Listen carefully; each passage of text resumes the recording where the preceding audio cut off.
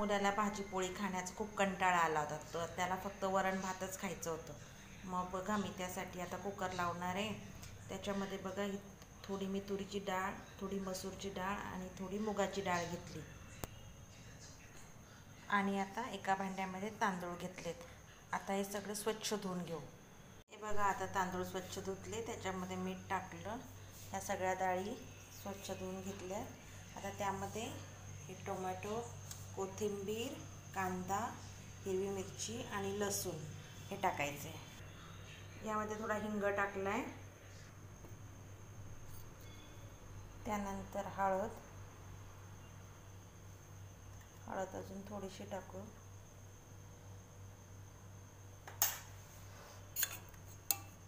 आणि हे 1 चम्मच गावरान तूप. असं वरण तुम्ही नक्की करून बघा, खूप छान लागतं बरं का. खट्टी दाल पण म्हणतात त्याला. यानंतर ह्या 2 लवंगा. बस आता आपण कुकर लावून देऊ. आता 3 शिट्ट्या होऊ देऊ, मग कुकर बंद करायचं. आता आपलं वरण हे छान शिजले बरं का. याला असं फेटून घेऊ,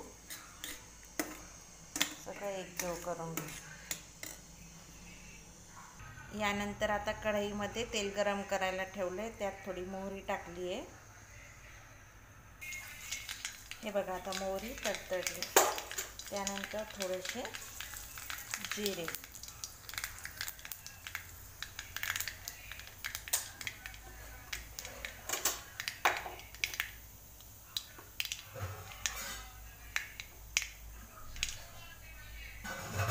यानंतर बघा थोडंसं लाल मिरची पावडर, थोडासा इतकाच गरम मसाला आणि थोडंसं धने पावडर आणि ही कसुरी मेथी थोडीशी टाकायची त्यामध्ये. याने छान सुगंध येतो.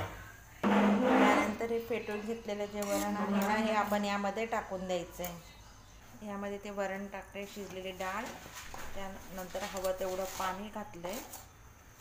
मला घट्ट ठेवायचं तर घट्ट ठेवू शकता आणि चवीनुसार मीठ. आता याला छान उकळी देऊ. हे बघा आता आपल्या डाळीला छान उकळी आली आहे. यामध्ये लाल मिरची पावडर टाकल्यामुळं या आंबट वरणाचा जो रंग आहे तो थोडासा असा लालसर झाला आहे.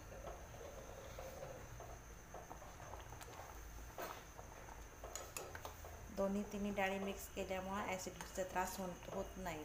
नाहीतर तुरीची डाळ एकच घेतली की मग ॲसिडिटी वाढते. हे बघा आता छान उकळी आली.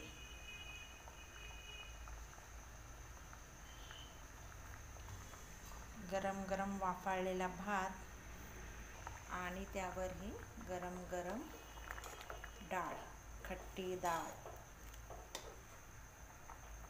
तुम्ही पण करून बघा. चला तर मग ताट रेडी आहे. या गरम गरम वरण भात खायला.